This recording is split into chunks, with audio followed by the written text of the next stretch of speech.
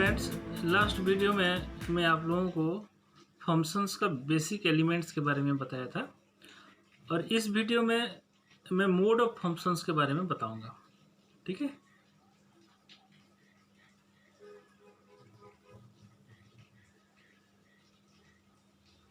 Mode of functions यानी हम एक फंक्शंस को किस किस मोड में डिफाइन कर सकते हैं। ठीक है, तो हम एक यूज़र डिफाइन फंक्शंस को 4 अलग अलग मोड में डिफाइन कर सकते हैं।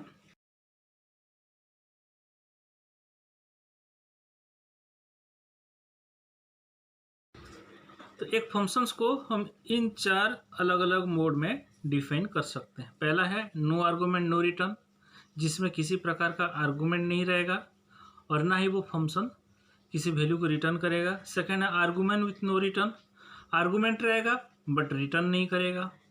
No argument with return, argument नहीं रहेगा लेकिन रिटर्न होगा। और लास्ट है आर्गूमेंट विथ रिटर्न, आर्गूमेंट भी रहेगा यानी पैरामीटर रहेगा और रिटर्न भी होगा। ठीक है, तो एग्जाम्पल के साथ मैं ये चारों मोड को बताता हूँ। तो एक फंक्शंस हम ले लेते हैं जिसका नाम है सम, और सम फंक्शंस को हम चारों मोड के द्वारा अलग अलग प्रोग्राम में करके देखेंगे। मैं यहाँ पर हेडर फाइल नहीं दे रहा हूँ, बट आप जब प्रोग्राम करेंगे, प्रैक्टिकली करेंगे, आप हेडर फाइल ज़रूर देंगे। मैं मेन फंक्शन से चालू कर रहा हूँ।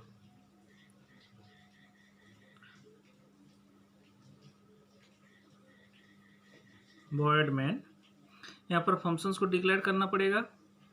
तो पहला मोड क्या है? No argument no return. ठीक है, फर्स्ट मोड क्या है? नो आर्गूमेंट नो रिटर्न, यानी इसमें किसी प्रकार का आर्गूमेंट नहीं रहेगा और ना ही ये फंक्शंस रिटर्न करेगा। तो सिंपली रिटर्न नहीं होगा तो वॉइड ही देंगे। फंक्शंस का नाम हो गया सम, और जब इसमें कोई आर्गूमेंट ही नहीं रहेगा तो ये ब्लैंक रहेगा। तो हम क्या लिखेंगे? वॉइड सम। ये फंक्शंस का नाम है, इसमें कोई पैरामीटर नहीं है, कोई आर्गूमेंट नहीं है, इसलिए पैरेंथेसिस ब्लैंक है। और वॉइड इसलिए दिए हैं क्योंकि इसमें रिटर्न नहीं है, ये रिटर्न नहीं करेगा। ठीक है, अब ये प्रोटोटाइप हो गया, ये प्रोटोटाइप है, प्रोटोटाइप दे दिए। अब उसको कॉल करेंगे। कॉल कैसे करेंगे? जस्ट फंक्शंस का नेम सम, ये हो गया फंक्शन कॉल। ये हो गया आपका रिमार्क स्टेटमेंट के लिए, है ना। तो ये हो गया मेन फंक्शन। यहाँ पर हम फंक्शंस को डिक्लेयर किए, उसका प्रोटोटाइप दिए और फंक्शंस को कॉल किए। ये फंक्शंस का प्रोटोटाइप और फंक्शंस कॉल, ये दोनों मेन फंक्शंस के अंदर। तो ये हो गया हमारा मेन फंक्शन। मेन फंक्शंस के अंदर बस हम वॉइड सम देंगे और उसको कॉल करेंगे। ठीक है, अब हम सम फंक्शंस का बॉडी डिज़ाइन करेंगे। अभी हम सम फंक्शंस का बॉडी यहाँ पर हम डिज़ाइन नहीं किए हैं, बस उसको डिक्लेयर किए, उसका प्रोटोटाइप दिए, उसको कॉल किए। तो उसका बॉडी हम मेन फंक्शंस के बाहर डिज़ाइन करेंगे। और हम क्या लिखेंगे? वॉइड फंक्शंस का नाम है सम, और ये सम फंक्शंस के अंदर क्या होगा? 2 नंबर लेके उसको ऐड करके डिस्प्ले कराना है। तो यहाँ पर हम ले लिए int x equal to 5, y equal to 7, z equal to x plus y, printf sum is %dz। Okay, ये हो गया हमारा फंक्शन। उसका ये डिक्लेरेटर स्टेटमेंट है, ये डिक्लेरेटर है और ये उसका बॉडी है। जब हम इस प्रोग्राम को रन करेंगे, मेन फंक्शंस पहले एग्जीक्यूट होगा, उसके बाद ये स्टेटमेंट आएगा आपका प्रोटोटाइप वॉइड सम।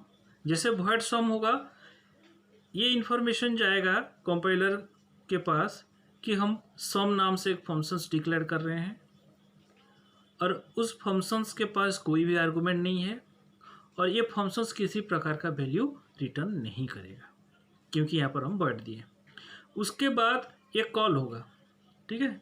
जैसे फंक्शंस कॉल होगा, इसका जो बॉडी है ये एग्जीक्यूट होगा, ये जो बॉडी है ये एग्जीक्यूट होगा।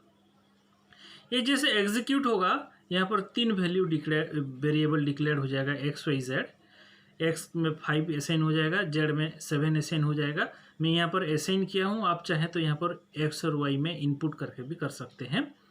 उसके बाद जेड में एक्स और वाई को ऐड करके स्टोर कर देंगे, उसके बाद जेड प्रिंट हो जाएगा जिसमें एक्स और वाई का सम स्टोर है।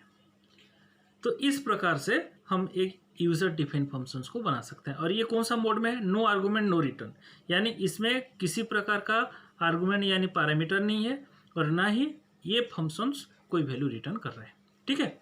अब हम सेकंड में देखते हैं, आर्गूमेंट विथ रिटर्न, यानी अभी आर्गूमेंट रहेगा लेकिन रिटर्न नहीं रहेगा। सेम सम फंक्शंस को, सेम प्रोग्राम को कर रहा हूँ मैं, argument with no return. Same sum functions होगा,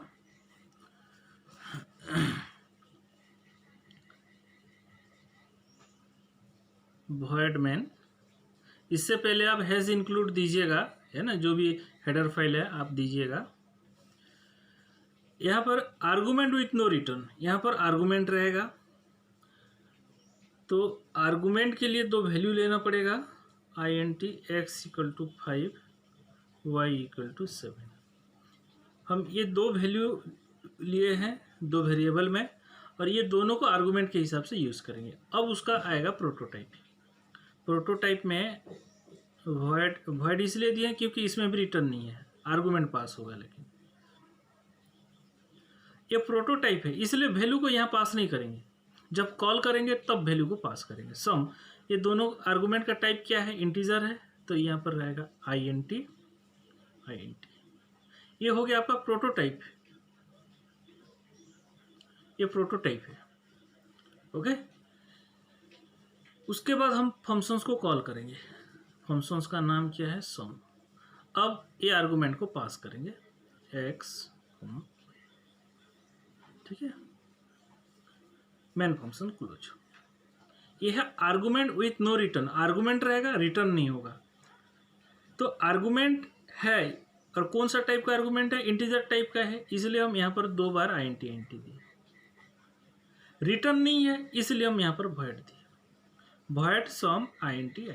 ये डिक्लेरेशन है, फंक्शंस कॉलिंग नहीं है। यहाँ पर हम वैल्यू को पास नहीं करेंगे, हम डिक्लेयर कर रहे हैं, वैल्यू पास नहीं कर रहे हैं। यहाँ पर हम फंक्शंस को ऑपरेट नहीं कर रहे हैं, जस्ट डिक्लेयर कर रहे हैं। यानी हमारा फंक्शंस का नाम सम है जिसमें कोई वैल्यू रिटर्न नहीं हो रहा है, इसलिए उसका टाइप void है, और जिसमें हम 2 इंटीजर पैरामीटर पास करेंगे, इसलिए int 2 बार लिखे। अब फंक्शंस को कॉल करेंगे, ये फंक्शंस कॉल है, फंक्शंस को कॉल कर रहे हैं। तो जब कॉल कर रहे हैं वहाँ पर दोनों वैल्यू को एज आर्गूमेंट हम पास करेंगे, तो एक्स और वाई को पास कर दिया, ठीक है। अब उसका हम बॉडी देखते हैं, फंक्शंस को डिजाइन करते हैं। उसका जैसे पैरामीटर, उसका जैसे प्रोटोटाइप है, प्रोटोटाइप के अकॉर्डिंग हमको डिजाइन करना पड़ेगा। void sum int a int b int c = a plus b, printf sum is c। ये हो गया आपका यूजर डिफाइन फंक्शन।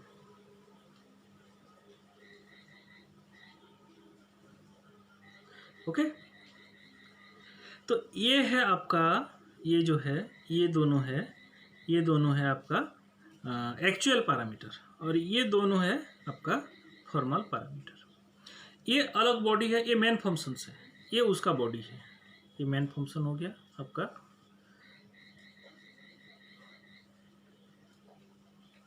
ये आपका यूजर डिफाइन फंक्शन हो गया।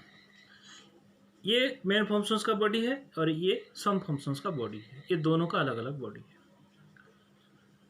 यहाँ पर हम फंक्शंस को डिक्लेयर किए, उसका प्रोटोटाइप दिए, फंक्शंस को कॉल किए और एक्स और वाई को एज एन आर्गूमेंट हम पास किए, ठीक है।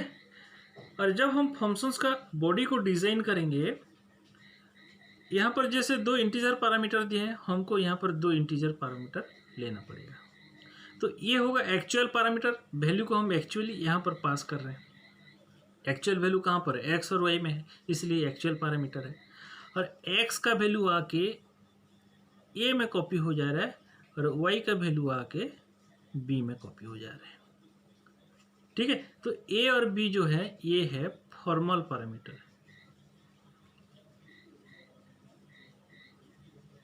ये है फॉर्मल पैरामीटर। ठीक है, ए बी हो गया फॉर्मल पैरामीटर।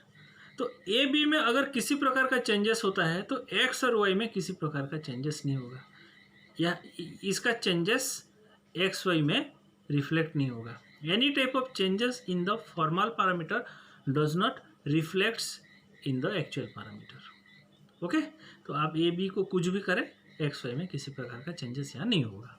ओके, तो इसमें हम आर्गुमेंट दिए लेकिन रिटर्न नहीं है, तो ये है argument with no return. Okay, next है नो आर्गुमेंट विथ रिटर्न।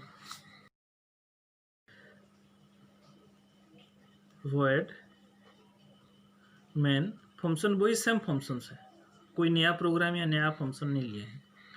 ये रिटर्न करेगा, ठीक है, तो रिटर्न करेगा तो एक वैल्यू हमको मिलेगा, तो वैल्यू को स्टोर करने के लिए एक वेरिएबल भी चाहिए, int z। Integer value return करेगा तो वॉइड के जगह पर हमको लिखना पड़ेगा int।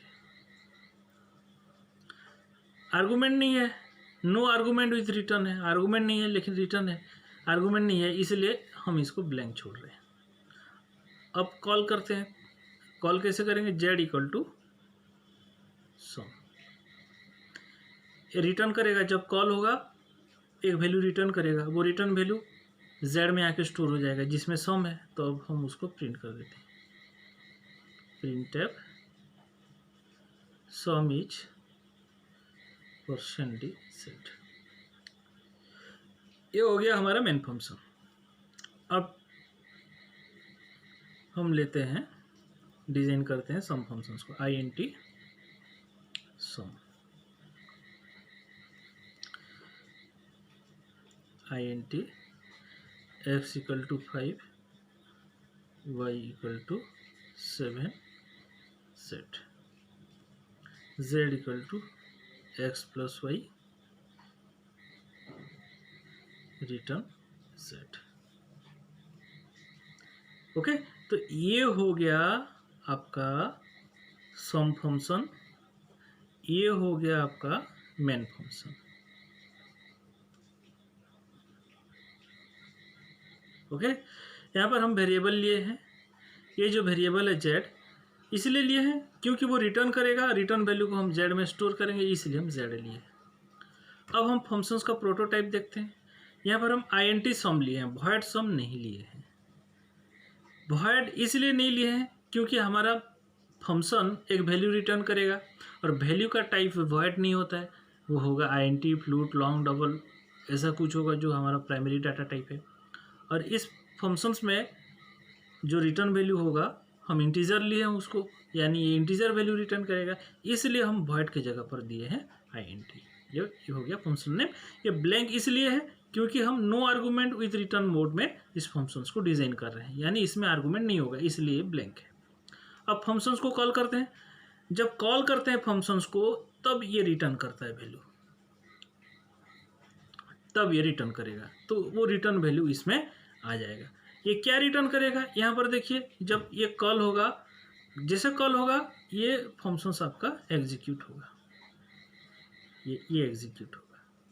ये एग्जीक्यूट होने से इसके अंदर क्या क्या प्रोग्राम लिखे हैं, x equal to 5 y equal to 7 z, यानी x का वैल्यू 5 है, y का वैल्यू 7 है, 5 और 7 ऐड हो जाएगा, 12 हो जाएगा, 12 आ जाएगा z में, रिटर्न z यानी 12 को रिटर्न करेगा।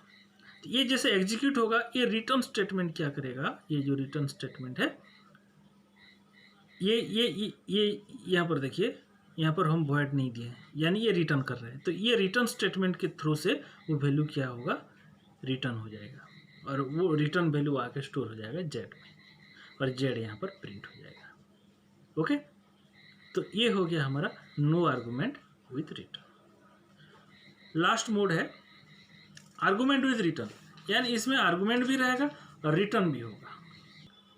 चलिए देखते हैं। वॉइड मेन आर्गूमेंट देंगे तो दो वेरिएबल लेना पड़ेगा, x equal to 5 y equal to 7, return भी होगा, z ले लेते हैं। ओके, अब प्रोटोटाइप वॉइड सम, दो आर्गूमेंट है, इंटीजर आर्गूमेंट है, तो int, ठीक है, ये प्रोटोटाइप हो गया। यहाँ पर हम देखिए वॉइड नहीं दिया, int दिया क्योंकि रिटर्न कर रहा है, पैरामीटर भी दो है इसलिए दो बार int दिया। अब कॉल करते हैं z इक्वल टू सम, अब x और y को पैरामीटर के रूप में पास कर देते हैं। ओके, अब पास कर दिए, वो वैल्यू फंक्शंस बॉडी के अंदर गया, वहाँ ऐड हुआ, ऐड होने के बाद वो सम फंक्शंस क्या करेगा, वो एडिशंस वैल्यू को फिर रिटर्न कर देगा, वो रिटर्न वैल्यू आके z में स्टोर हो जाएगा और उसको हम यहाँ पर प्रिंट कर देंगे, printf some is percentage z, यहाँ पर प्रिंट हो गया। ये हमारा मेन फंक्शंस क्लोज हो गया। अब उस फंक्शंस को देखते हैं, सम फंक्शंस को int सम। अब यहाँ पर फॉर्मल पैरामीटर देंगे। एक चीज़ कई लोग कन्फ्यूज भी हो जाते हैं, अगर आप एक्चुअल पैरामीटर के रूप में x और y लिए हैं दो वेरिएबल, तो फॉर्मल पैरामीटर में जो वेरिएबल लेंगे जरूरी नहीं है कि उसका नाम भी x y होगा, आप उसको a b x y z कुछ भी ले सकते हैं, ठीक है, क्योंकि ये अलग फंक्शंस है, ये अलग फंक्शंस है। यहाँ पर एक्स वाई है तो यहाँ भी एक्स वाई होगा ऐसा जरूरी नहीं है। तो यहाँ पर पैरामीटर के रूप में जो वेरिएबल देंगे उस वेरिएबल का नाम कुछ भी हो सकता है। तो जैसे मैं लास्ट प्रोग्राम में यहाँ पर देखिए, यहाँ पर एक्स वाई लिया था लेकिन यहाँ पर ए भी लिया था, अलग अलग लिया था। अगर सेम भी लेते हैं तो कोई दिक्कत नहीं है। जैसे हम एक प्रोग्राम में एक मतलब एक नाम से दो वेरिएबल नहीं बना सकते हैं, तो प्रोग्राम तो ये एक है, बट ये जो फंक्शन है ये अलग अलग यूनिट है, अलग अलग ब्लॉक है। एक फंक्शंस क्या होता है, एक सब रूटीन, एक स्मॉल प्रोग्राम होता है, ठीक है। तो इस सब रूटीन के अंदर अगर कोई वेरिएबल डिक्लेयर किए हैं तो दूसरे सब रूटीन यानी दूसरे यूनिट, दूसरे ब्लॉक में सेम नेम से अगर कोई वेरिएबल डिक्लेयर करते हैं तो कोई दिक्कत नहीं है, ठीक है, क्योंकि ये लोकल वेरिएबल है, ये लोकल वेरिएबल है।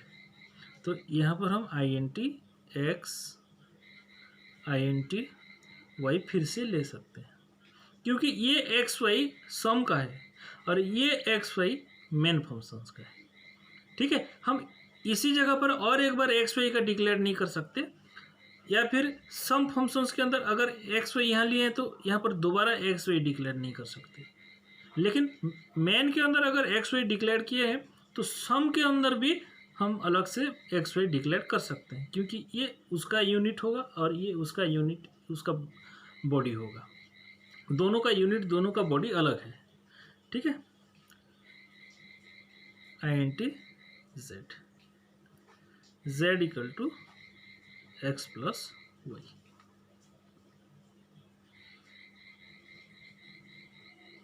Return z। ये हो गया आपका सम फंक्शन और ये हो गया आपका मेन फंक्शन। ओके, जब रन करेंगे प्रोग्राम को, कंपाइलर मेन फंक्शंस के पास आएगा जैसे ही, तो ये तीनों वेरिएबल को रिकॉग्नाइज करेगा। x का वैल्यू 5 है, y का वैल्यू 7 है, z में फ़िलहाल कुछ नहीं है। प्रोटोटाइप दिए तो कंपाइलर को समझ में आ गया कि हम सम नाम से एक फंक्शन लिए हैं जो एक इंटीजर वैल्यू रिटर्न करेगा और जिसके पास दो इंटीजर पैरामीटर भी है, यानी हम इसमें दो इंटीजर पैरामीटर पास करेंगे। अब फंक्शंस को कॉल किए, जैसे कॉल करेंगे यहाँ पर पैरामीटर दिए हैं तो हमको वैल्यू यहाँ डालना पड़ेगा, तो हम x और y को वैल्यू के रूप में, पैरामीटर के रूप में यहाँ पर पास किए। तो x का वैल्यू कितना है, 5 है, y का वैल्यू 7 है, वो वैल्यू पास कर दिए तो वो दोनों वैल्यू कहाँ जाएगा, x का वैल्यू आ जाएगा इसमें और y का वैल्यू आ जाएगा इसमें, यानी ये हो गया 5, ये हो गया 7। ठीक है, यहाँ पर ये 5 और 7 ऐड हो जाएगा, ऐड होने के बाद 12 जो हुआ 12 आ जाएगा z में, रिटर्न z, यानी z में कितने 12, ये 12 रिटर्न होगा तो वो रिटर्न वैल्यू किस में आएगा, z, तो z में आ गया 12। Printf some is %d z, तो ये 12 रिटर्न करेगा, यानी ये हमको आउटपुट में देगा सम इज 12। ओके, तो ये होता है आपका यूजर डिफाइन फंक्शन। इस हिसाब से हम एक यूजर डिफाइन फंक्शंस को डिफाइन कर सकते हैं। ठीक है, तो ये 4 अलग अलग मोड होता है एक यूजर डिफाइन फंक्शंस को बनाने का, क्रिएट करने का। ठीक है, तो इसके बाद हम नेक्स्ट वीडियो में आप लोगों को बताऊंगा रिकर्सिव फंक्शन।